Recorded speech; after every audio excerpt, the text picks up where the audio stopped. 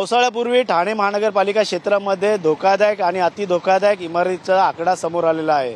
पाहिलं तर ठाणे महानगरपालिकेच्या क्षेत्रामध्ये ज्या धोकादायक आणि अतिधोकादायक इमारती आहेत त्यांना नोटिसा देखील बजावण्यात आलेल्या आहेत।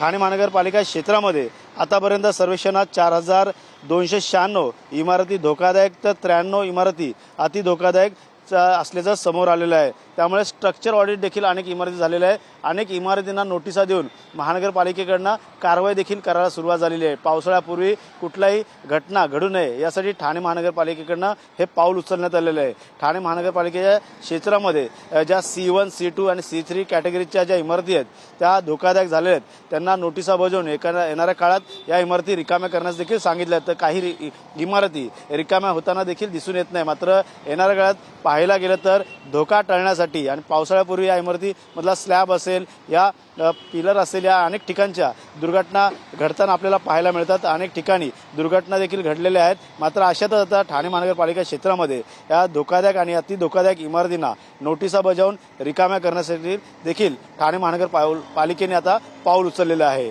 कॅमेरामॅन सुभाष गणेश सुरा, TV9 मराठी, ठाणे।